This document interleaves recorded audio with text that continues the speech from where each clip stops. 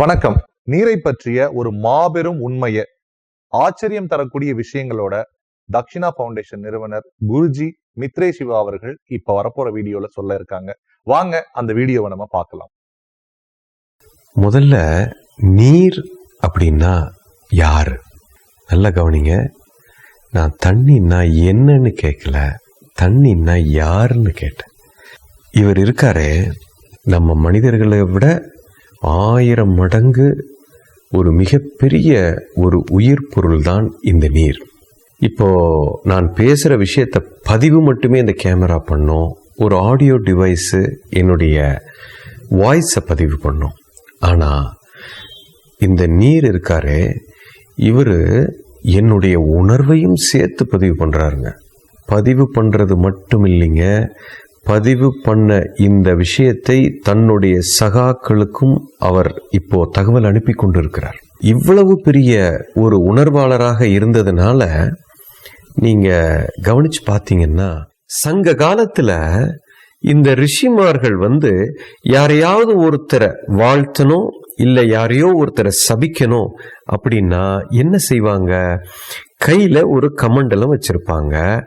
அதுல நீரல்லவா இருக்கிறது.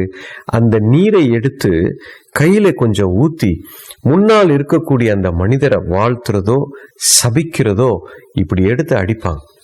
அந்த மனிதர் உண்டு இல்லாம ஆயிடுவார். இப்போ ஒரு கோவில்ல கும்பாபிஷேகம் பண்றாங்க. அந்த கோவிலுக்கு 12 வருடங்களுக்கு ஒரு முறை அந்த கோயில் தன் சக்தியை இழந்து விடுகிறது. அதற்காக பூஜை பண்ணுவாங்க. அந்த பூஜையில என்ன செய்கிறாங்க? மந்திர உச்சாதனை செய்து செய்து அந்த நீருக்கு அந்த அதிர்வுகளை பதிவாக்கி அந்த நீருக்கு சக்தி ஊட்டுறாங்க. சக்தியாக மாறின அந்த நீரை வைத்துதான் அந்த கோவில் கும்பத்துல ஊத்தி அந்த கோவிலுக்கே ஒரு சக்தியை உருவாக்குறாங்க.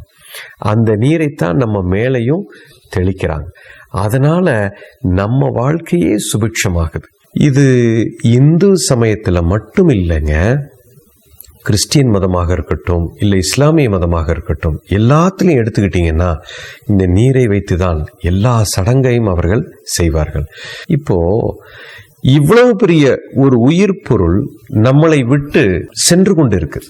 மழை என்பதை இழந்து விட்டோம், நீர் வரத்து குறைந்து இருக்கிறது. ஒரே ஒரு காரணம் தாங்க, அந்த நீர் என்ற உயிர் பொருளுக்கு நன்றி உணர்வை மனிதன் மறந்து விட்டான். எப்போ அந்த நன்றி உணர்வை மனிதன் மறந்தானோ அப்பொழுதே அந்த நீர் நம்ம மேல மிகப்பெரிய கோபத்தில் இருக்குதுங்க. நம்மளை விட்டு விலகி விலகி சென்று கொண்டு இருக்குது. உதாரணத்துக்கு, நான் உங்களுக்கு ஒரு கிஃப்ட் கொடுக்குறேன், ஒரு அன்பளிப்பு கொடுக்குறேன். உங்களை எனக்கு ரொம்ப பிடித்திருக்கிறது. நீங்க அந்த அன்பளிப்பை வாங்கிட்டு எனக்கு நன்றி உணர்வை வெளிப்படுத்தவில்லை. சரி, பரவாயில்ல, உங்க மேல எனக்கு ரொம்ப பிடிச்சிருக்கிறதுனால மறுபடியும் உங்களுக்கு நான் ஒரு அன்பளிப்பை கொடுக்கிறேன். அதையும் வாங்கி வைத்துக்கொண்டு நீங்க நன்றி உணர்வை வெளிப்படுத்தவில்லை. 3வது முறையாகவும் நான் உங்களுக்கு கொடுக்கிறேன், அதையும் வாங்கி வச்சுட்டு நன்றி உணர்வை நீங்க வெளிப்படுத்தல.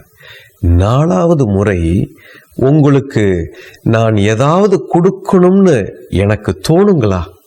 தோணவே தோணாது. 3 முறை நான் இவருக்கு கொடுத்திருக்கிறேன், இவருக்கு ஒரு நன்றி உணர்வே இல்லாத இந்த மனிதருக்கு நான் ஏனையா நான் அன்பளிப்பு கொடுக்கணும் அப்படின்னு அல்லவா எனக்கு தோணும். அப்போ இப்பேற்பட்ட ஒரு உணர்வாளரை வர வைக்கணும்னா நாம் அதுக்கு நன்றி உணர்வை வெளிப்படுத்தினாலே போரும் ஐயா, அவர் நம்மளை தேடி வந்து விடுவார். இதத்தான் 20 வருஷத்துக்கு முன்னாடி ஜப்பான்ல ஒரு விஞ்ஞானிங்க, அவர் பேர் மொசோரோ எமோட்டோன்னு பேரு. இவரு இந்த நீரை பத்தி ஒரு 20 வருடம் ஆராய்ச்சி பண்ணி மிகப்பெரிய ஒரு விஷயத்தை உலகத்துக்கு விஞ்ஞான பூர்வமா சொல்லியிருக்கிறார். நம்ம செய்யக்கூடிய ஒவ்வொரு செயல், உணர்வு, சொல், இது அனைத்துக்கும் அந்த நீர் மாறிக்கொண்டே போகுது. எப்பெல்லாம் நம்ம உணர்வு மாறுகிறதோ அந்த நீரும் அந்த உணர்வை மாத்திக்கிட்டே போகுதுங்க.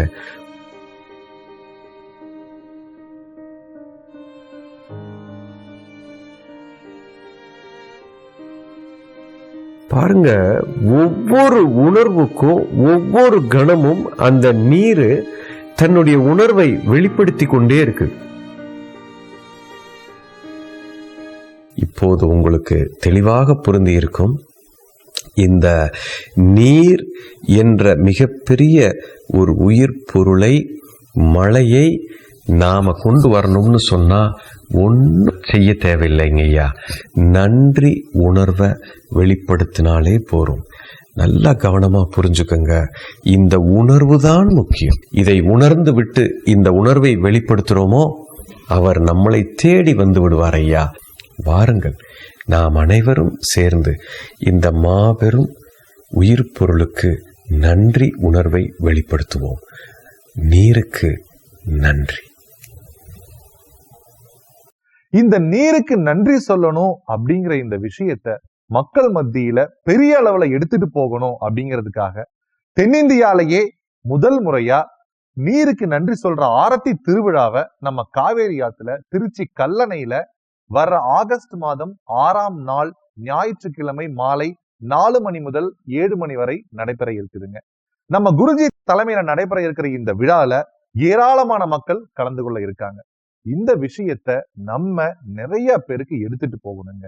இதை பற்றி மேலும் நீங்கள் விவரங்கள் தெரிஞ்சுக்கணும்னா இந்த கீழ்கண்ட தொலைபேசி எண்கள்ல உங்களுடைய பெயர், இமெயில் ஐடி, உங்களுடைய போன் நம்பரை கொடுத்து பதிவு பண்ணிருங்க. அது மட்டும் இல்ல, நீருக்கு நன்றி .com அப்படிங்கிற வெப்சைட்லயும் உங்களுடைய விவரங்களை நீங்க பதிவு செய்யலாம். அதோட நீருக்கு நன்றி அப்படிங்கிற ஆப்பை ஆண்ட்ராய்ட்லயும் iOSலயும் நீங்க டவுன்லோட் பண்ணியும் பதிவு பண்ணிக்கலாம். இதை பற்றிய முழு விவரங்களையும் நாங்க உங்களுக்கு அப்டேட் பண்ணிக்கிட்டே இருப்போம். வாருங்கள், நீருக்கு நன்றி சொல்வோம்.